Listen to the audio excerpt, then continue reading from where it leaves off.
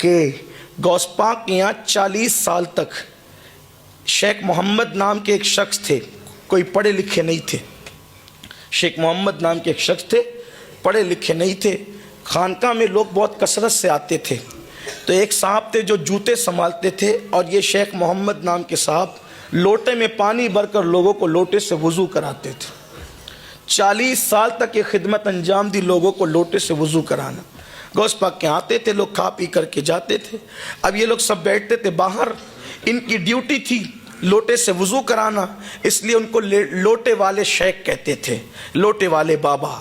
اب ہوا یہ، انہوں نے ایک دن چپل والے بابا سے کہا کہ ہم 40 سال سے آپ چپل سنبھال رہے ہیں، میں لوٹے سنبھال رہا ہوں، یہ بتائیں کہ یہاں آنے سے لوگوں کو ملتا کیا ہے، یہاں آنے سے لوگوں کو ملتا کیا ہے، یہاں کے لوگ کرتے کیا ہیں؟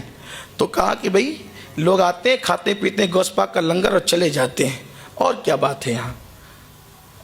اب جس کا جتنا ظرف ہو وہ اتنی بات کرتا ہے، جس کی جتنی نگاہ وہ اتنی بات کرتا ہے۔ وہ چپل سنبھالتے تھے، یہ لوٹے سنبھالتے تھے، پانی سے وضو کراتے تھے۔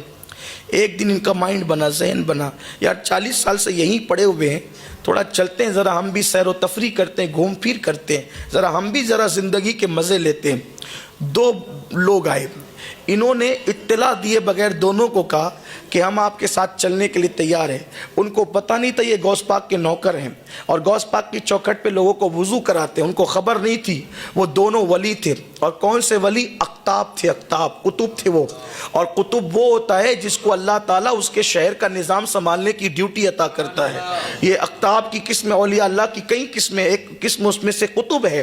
یہ دونوں قطب تھے، انہوں نے لوٹے والے شاہ کو ساتھ لیا اور ساتھ لے کر کے چلے۔ اب غوث پاک یہاں تو بڑی نزاکت سے پلتے تھے، کیونکہ لنگر 24 گھنٹہ جاری رہتا تھا، بڑے نازوں سے پلے ہوئے تھے، کھاتے پیتے تھے۔ تھوڑی دور چلے تو بھوک لگی، انہوں نے دونوں قطب سے کہا بھی ہمیں بھوک لگی ہے، کہ ہم کھانے پینے والے لوگ نہیں ہیں، چلنا ہو تو چلو ورنہ واپس جاؤ یا رک جاؤ۔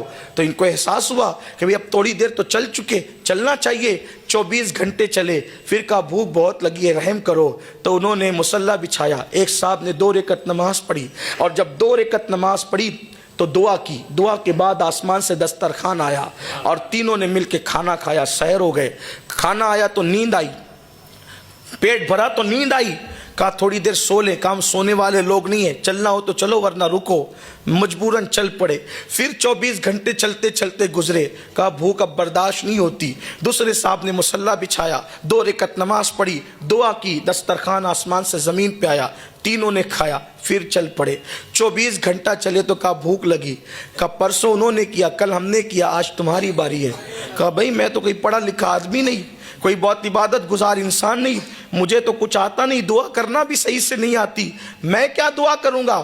کہا یا دعا کرو یا مرو، بھوکے رہنا ہے تو بھوکے رہو، یا تو اگر کھانا ہے تو دعا کرنی پڑے گی، مرتا کیا نہ کرتا۔ انہوں نے بھی مصلی بچھایا، 2 رکعت نماز پڑھی شیخ محمد لوٹے والے شاہ نے، اور اس کے بعد جب دعا کی تو ان دونوں کی دعا پر ایک ایک دسترخوان آیا تھا، لیکن انہوں نے دعا کی تو 2 دسترخوان آئے۔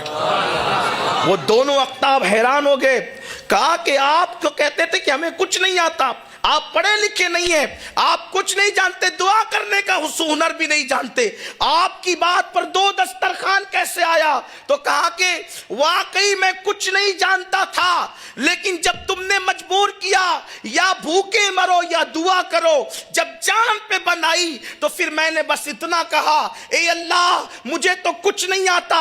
یہ دونوں اقطاب جس کے وسیلے سے دعا کرتے ہیں، یہ دونوں اقطاب جس کے وسیلے سے دعا کرتے ہیں، یہ دونوں اقطاب جس کے وسیلے سے دعا کرتے ہیں، اللہ اسی کا وسیلہ دسترخوان نازل فرما تو 2 دسترخوان آ گئے۔ تو ان دونوں اقطاب نے کہا تمہیں معلوم ہے کہ ہم کس کے وسیلے سے دعا کرتے ہیں؟ کہا نہیں معلوم تھا، نہیں معلوم تھا۔ تبھی تو کہا کہ یہ جس کے وسیلے سے دعا کرتے ہیں اسی کے صدقے میں خوان نازل فرما۔ تو دونوں اقطاب نے کہا آج سن لو کس کے وسیلے سے دعا کرتے ہیں۔ ہم جب بھی دعا کرتے ہیں تو یوں کہتے ہیں اللہ عبد القادر جیلانی کی چوکھٹ پر وہ بندہ جو لوگوں کو لوٹے سے وضو کراتا ہے اسی کے صدقے میں ہماری دعا کو قبول کر لے تو ہماری ہر دعا قبول ہوتی ہے۔ ان کو وجد آ گیا،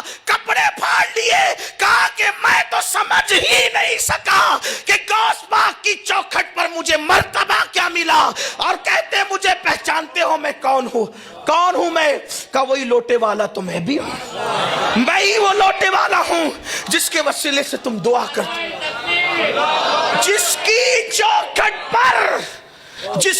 چوکھٹ پر بے ہنر بیٹھیں تو قطب ان کے وسیلے سے دعا کریں، جس کی چوکھٹ کے بے ہنروں کی یہ شان ہے تو عبدالقادر جیلانی کی شان کا عالم کیا ہو، غوث پاک کی شان کیا ہوگی؟ نعرہ تکبیر، نعرہ رسالت، نعرہ رسالت، نعرہ حیدری، نعرہ حیدری، یا غوث، یا غوث، یا غوث۔ واللہ میں تو غوث پاک کی چوکھٹ پہ بیٹھنے والے کتے کو بھی بے ہنر نہیں مانتا، لیکن صرف چونکہ انہوں نے یہ بات نقل کی تھی تو میں نے بیان کر دی کہ مجھے کچھ نہیں آتا، ورنہ اللہ کی عزت کی قسم ان کی چوکھٹ پہ بیٹھنے والا کتا بھی بے ہنر نہیں ہوتا۔ ہاں، وقت کے بڑے بڑے اصفیاء جن کے کتوں کے قدموں پہ جان قربان کرنے کی بات کریں، جن سے نسبت قائم کرنے کی بات کریں، وہ غوث الاعظم کی چوکھٹ ہے۔ بات قادریت کی چل رہی تھی، غوث پاک کی شان کی چل رہی تھی، اب سمجھے آپ جو چوکھٹ پہ بیٹھے ان کی یہ شان ہے، غوث پاک کی شان کیا ہے ذرا وہ دیکھ لیں۔